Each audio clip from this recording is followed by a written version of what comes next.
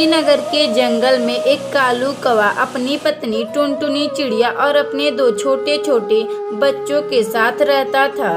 कालू कौवा के पास कुछ थोड़ी मोड़ी जमीन थी जिस पर वह खेती किया करता था। धीरे धीरे इसी तरह दिन बीत रहा था और उसके बच्चे भी बड़े हो चुके थे। वह भी स्कूल जाने लगे। टुनटुनी चिड़िया अपने दोनों बच्चों को खाना खिलाकर स्कूल भेज देती है।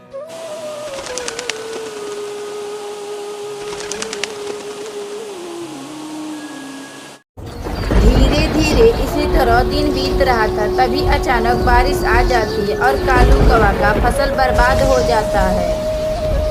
तब तक आप लोग कमेंट बॉक्स में बताएं कि 22 - 2 कितना होता है। अजी ये तो बारिश रुकने का नाम ही नहीं ले रही है जी। अब हमारे फसलों का क्या होगा। तभी उसी बारिश में टुनटुनी चिड़िया का घोंसला बारिश की वजह से जमीन पर गिर जाता है। कालू कौवा का पूरा परिवार बारिश में बेघर हो जाता है और भीगने लगता है। मम्मा अब हम लोग कहाँ रहेंगे। हमारा घर तो टूट गया है। मम्मा अब हम क्या करें। अरे टुनटुनी तुम चिंता ना करो, मैं अभी कुछ करता हूँ। तभी कालू कौवा उसी बारिश में छोटे छोटे बांसों से अपना घर बनाने लगता है। कुछ ही समय बाद कालू कौवा अपना बांस का घर बना लेता है। फिर टुनटुनी चिड़िया का पूरा परिवार अपने बांस के घर में रहने लगता है। अजी आप अब खेत में जाएं और देखिए कि फसलों का क्या हाल है। अच्छा ठीक है टुनटुनी, मैं अभी जाता हूँ और देख कर आता हूँ। तभी कालू कौवा उड़ते उड़ते अपना खेत देखने चला जाता और खेत की हालत देखकर रोने लगता है। फिर कालू कौवा वापस अपने घर आने लगता है और वह पूरा बात अपनी पत्नी टुनटुनी चिड़िया को बताता है। आप क्या बोल रहे हैं जी। अब हम लोग क्या करेंगे। इस बारिश ने सबसे पहले हमारा घर उजाड़ दिया और एक खेत था उसे भी बर्बाद कर दिया। धीरे धीरे इसी तरह दिन बीत रहा था और एक दिन फिर कालू कौवा अपने खेत में प्याज की खेती करने जाता है। फिर कालू कौवा पूरे खेत में प्याज लगा देता और उन प्याजों का होने का इंतजार करने लगता है।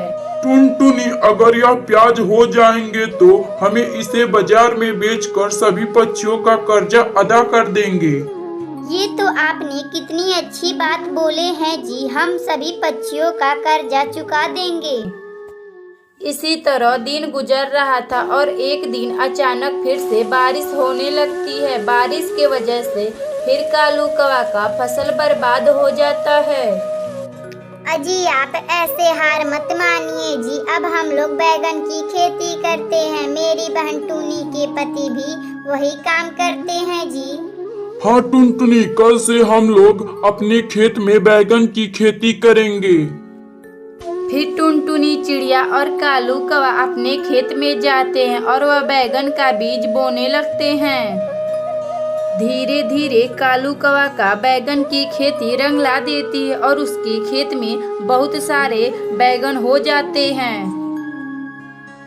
अजी आप बाजार जाइए और सारे बैगन बेच दीजिए। हमारे बच्चों का फीस देना है।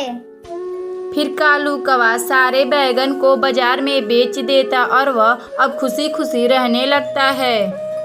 अगर आपको यह कहानी अच्छी लगे तो वीडियो को लाइक करें और चैनल को सब्सक्राइब करें।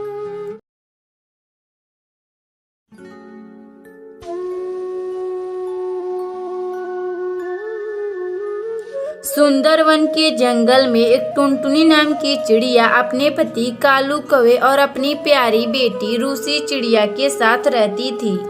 कालू कौवा बाकी पक्षियों के तरह एक किसान था और वह अपने खेत में काम कर रहा था। जंगल में बाकी सारे पक्षी अपने लड़के और लड़कियों का जन्मदिन मनाया करते थे।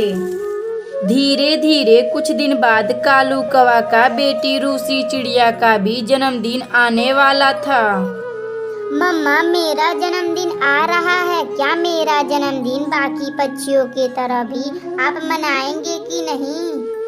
कालू कौवा के पास कुछ पैसे ना होने की वजह से वह अपनी बेटी रूसी चिड़िया से कहता है, बेटा, इस बार फसल नहीं हुई थी तो मेरे पास पैसे भी नहीं हैं। मैं तुम्हारा इस बार जन्मदिन नहीं मना पाऊंगा। तभी इतना बात सुनकर कालू कौवा की बेटी रूसी चिड़िया अपने कमरे में चली जाती है और वहाँ रोने लगती है। जंगल में सभी पक्षी अपने बच्चों का जन्मदिन मनाते हैं और मेरे मम्मी पापा मेरा जन्मदिन नहीं मनाते हैं। मैं अब पापा से कभी बात नहीं करूंगी। और धीरे धीरे इसी तरह दिन गुजर रहा था। तभी रूसी चिड़िया की सहेली टूनी चिड़िया का जन्मदिन आता है। वह अपनी प्यारी सहेली रूसी चिड़िया के पास आती है। रूसी बहन, मेरा इस सोमवार को जन्मदिन है और मैं भी सभी पक्षियों को इनवाइट की हूँ और तुम्हें भी कर रही हूँ। तुम मेरे जन्मदिन पर जरूर आना। अच्छा ठीक है टूनी, मैं अपने मम्मी पापा से पूछकर तुम्हारे बर्थडे में जरूर आऊंगी। रूसी देख, अगर तू नहीं आई तो मैं भी तेरे बर्थडे पे कभी नहीं आऊंगी। फिर इतना बात कहकर टूनी चिड़िया अपने घर चली आती है और रूसी चिड़िया भी अपने जन्मदिन के बारे में बहुत सोचती है।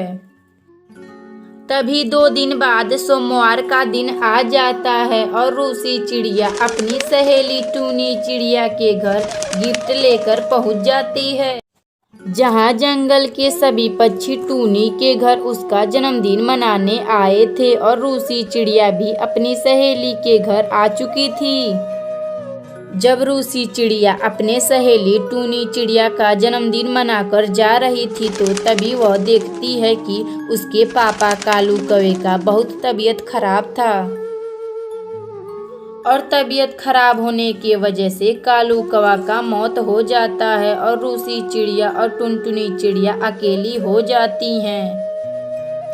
अरे ओ टुनटुनी, मेरा घर का किराया दो, नहीं तो मैं तुम्हें घर से अभी निकाल दूंगा। फिर जंगल का मकान मालिक उन दोनों को घर से निकाल देता है। मम्मा, हमारे पास तो रहने का कोई घर नहीं है। वह कल्लन आंटी हमें बेघर वाली बोल रही हैं। अरे बेटी, तुम चिंता ना करो, मैं अभी कुछ करती हूँ। फिर वह टुनटुनी चिड़िया बांसों का एक अपना घर बनाती है। अगर आपको यह कहानी अच्छी लगे तो वीडियो को लाइक करें और चैनल को सब्सक्राइब करें।